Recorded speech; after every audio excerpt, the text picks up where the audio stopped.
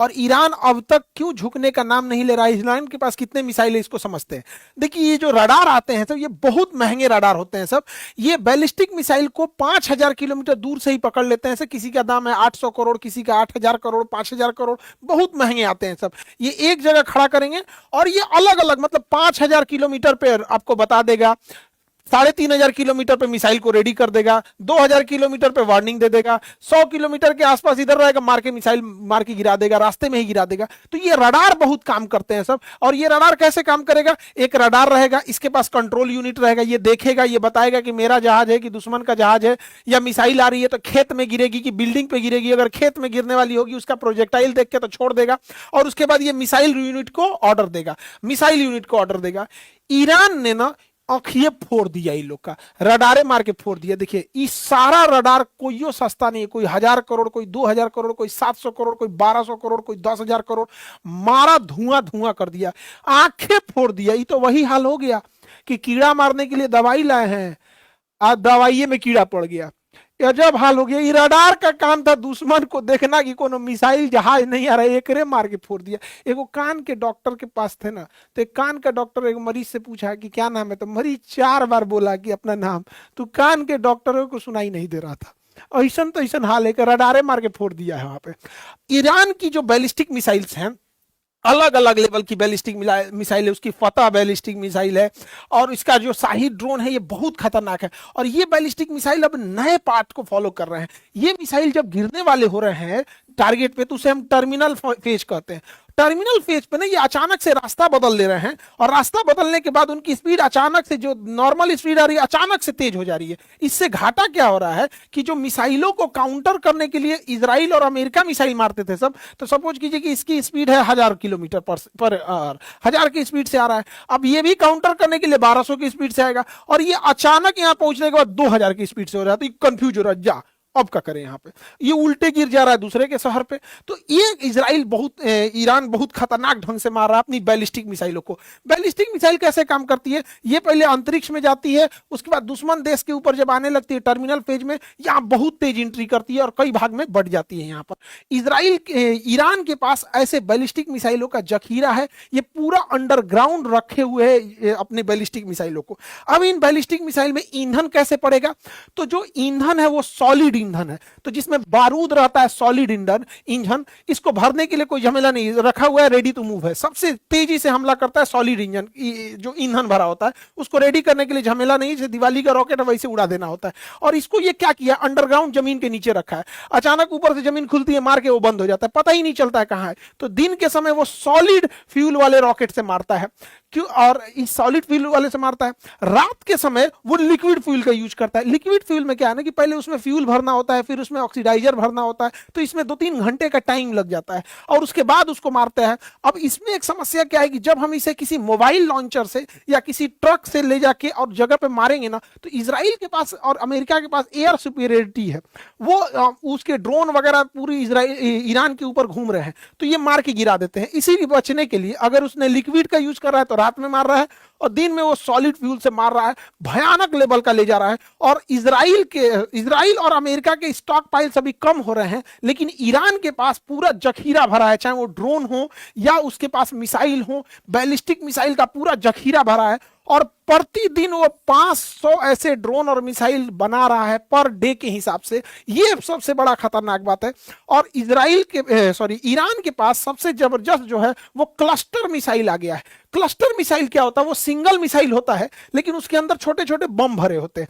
जब ये जाता है क्लस्टर मिसाइल दुश्मन की टेरिटरी में पहुंचता है, तो इसका आउटर केसिंग खुल जाता है और छोटे छोटे भाग में बहुत ज्यादा बढ़ जाता है। अब ये तुरंत भी फट सकते हैं, 2 दिन बाद भी फट सकते हैं, 2 साल बाद भी फट सकते हैं। ये बहुत खतरनाक होता है।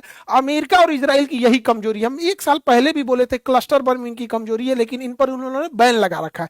लेकिन यह टेक्नोलॉजी रूस और चाइना से लेके ईरान इनके ऊपर हमला कर रहा है क्लस्टर मिसाइल से। इतना ही नहीं, जिस बिल्डिंग में अमेरिका के राजदूत रुके थे सब, जिसके उसके कमांडर रुके थे सब, किस फ्लोर पे रुके थे सब, ये भी जानकारी ईरान के पास थी। और ठीक उसी फ्लोर पे जाके हमला हुआ है और मरे हैं सब अमेरिका के कमांडर सब। ये सारी जानकारी रूस प्रोवाइड कर रहा है, क्योंकि इससे पहले ही उन लोग के अंदर ये जो कॉम्प्रिहेंसिव ट्रीटी हो चुका था।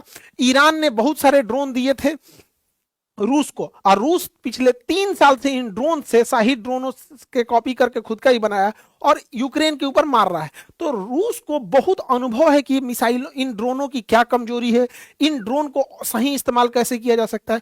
लेकिन जब दोनों में समझौता हुआ था तो ईरान ने कहा था कि हम ड्रोन जरूर देंगे आपको, बदले में आप हमें क्लस्टर और मिसाइलों की टेक्नोलॉजी के साथ में हमारे ड्रोन का जो यहाँ इस्तेमाल कर रहे हैं उसका डेटा भी दीजिएगा कि कहाँ स्पीड बढ़ाने की जरूरत है, ठंडे मौसम में काम कर रहा है कि नहीं, गर्म मौसम में काम कर रहा है। तो पिछले 3 साल से रूस जो लड़ रहा था उसका पूरा अनुभव, ड्रोन का अनुभव ईरान के पास है। अमेरिका में ट्रंप पगलाया हुआ है व्हाइट हाउस में, इसके लिए दुआ किया जा रहा है, सब दुआ मांग रहा है। ऐसे ट्रंप भाई ने ईरान को हल्के में ले लिया, क्योंकि इनकी जो पैट्रियट मिसाइल है जो ड्रोन को मार के गिरा रही है, मिसाइल को मार के गिरा रही है, 36 करोड़ की एक मिसाइल है। और इन मिसाइलों की संख्या भी एकदम कम हो गई है, क्योंकि यही मिसाइल इन्होंने यूक्रेन को दे रखा है पिछले 3 साल से ईरान इजराइल को दे रखा है गाजा से लड़ने के लिए। थर्ड मिसाइल है, इसकी भी संख्या कम हो गई है। और दूसरा कि ये एक साल में 700 मिसाइलें बना सकते हैं ये लोग, 700। यानी सोचिए अगर इसकी संख्या कम हुई और ये युद्ध 1-2 महीना भी घिंच गया तो इनके पास तब वो क्षमता नहीं बचेगी काउंटर अटैक करने का। इसीलिए इसको दुआ मांगा जा रहा है ट्रंप को कि ट्रंप के ऊपर से नजर गुजर उतर जाए। भालू से फूंकवा ले ट्रंप, भालू से फूंकवा ले। हमारे यहाँ भालू से फूंक दिया जाता है, वैसे भी उघारे तुम घूमता है एप्स्टीन फाइल में, भालू उघारे ही फूंकता है। तो आ जाओ यहाँ पे भी उघारे फूंकवा दिया जाएगा भालू से। भालू भाई फूंक देना इसको। हालांकि भारत और रूस के पहले से अच्छे संबंध है और ईरान से भी अच्छे संबंध है। हमने भी बहुत, हमारी कंपनी ने भी शेषनाग ड्रोन बनाया है जो सही ड्रोन से काफी बेहतर है। और हमारा आकाश तीर सिस्टम ये तो बहुत बेहतर एयर डिफेंस सिस्टम है। हमने ऑपरेशन सिंदूर के टाइम देखा था कि एक भी पाकिस्तानी ड्रोन, हालांकि तुर्की ने भी पाकिस्तान को ड्रोन दिया था तो भारत ने उन सारे ड्रोनों को न्यूट्रलाइज कर दिया था। अब देखिए ईरान जो है ना दिन प्रतिदिन एडवांस होते जा रहा है। ये दुनिया का सबसे एडवांस ड्रोन माना जाता है MQ-9 रीपर। ये MQ-9 रीपर जो ड्रोन है दुनिया का सबसे एडवांस ड्रोन माना जाता है। ये घंटों उड़ान बढ़ता है, सर्वेलांस करता है, मिसाइल मार देता है। यहाँ पे ईरान ने इन ड्रोनों को भी मार दिया है। मारने के अलावा बाकायदा राडार फोटो भी रिलीज किया कि देखिए हमने कैसे मार के गिराए हैं। और इसके बाद इसकी टेक्नोलॉजी ईरान अब दे देगा, या तो खुद बनाएगा या फिर रसिया और चाइना को भेज देगा यहाँ पे।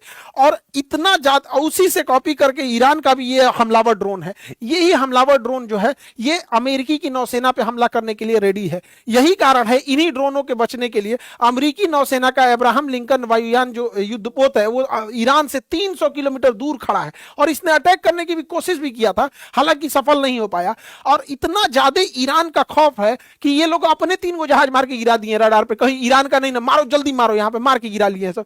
ईरान बचने के लिए क्या किया है, वो हेलीकॉप्टर ये नहीं है, ये गुब्बारा है बड़े साइज का, इसको भर दिया है गुब्बारा को और यहाँ लूनर बर्ग लेंस लगा दिया है। ये लूनर बर्ग लेंस किसी चीज को बहुत बड़ा करके दिखाता है और रडार को कंफ्यूज कर देता है, तो ओरिजिनल दिखने लगता है। तो ये जहाज ओरिजिनल दिख रहा था हेलीकॉप्टर, इस पे मिसाइल मार दिया, सब करोड़ों का मिसाइल बर्बाद कर दिया। यहाँ इसने अपने फाइटर जहाजों की पेंटिंग बना रखी थी, इसने क्या किया, उस पेंटिंग वाले जहाज पे मारा F-35 ले आके मिसाइल और पूरा जहाज उड़ा दिया, F-14 उड़ा दिया। ये सब पेंटिंग रखा हुआ है। चाहे जो भी हो, सोच रहा मारा एकदम सटीक, एकदम बीचे में मारा है, एकदम पेंटिंग है तो क्या हुआ, मारा एकदम बरियारे, एकदम बीचे में है। हालांकि ऐसा नहीं है कि सारे ही चीजें अमेरिका और इजराइल के मिस हो रहे हैं। अमेरिका और इजराइल ने मारा भी है। अमेरिका और इजराइल ने मिलकर इसके F-14 जो जहाज खुद 1970 के दशक में अमेरिका ने ईरान को दिया था। बाद उस समय अमेरिका और ईरान में दोस्ती थी, बाद में खमैनी के आने के बाद दोस्ती दुश्मनी में बदल गई थी। तो उस समय के ये F-14 जहाज उसके पास थे, उसको मार के इन्होंने गिरा दिया है। इसके अलावा एक बहुत पुराना ईरान का याक जहाज था जो ट्रेनर था, इसको मार के गिराया है इजराइल ने, दुनिया के सबसे आधुनिक जहाज F-35 से। मतलब समझिए क्या है, ट्रक से टेम्पू स्कूटर को कचार दिया। यहाँ पे युद्ध में ये सब चीज नहीं देखी जाती है। जिसके पास हथियार है वही जीतेगा, जिसके पास ताकत है।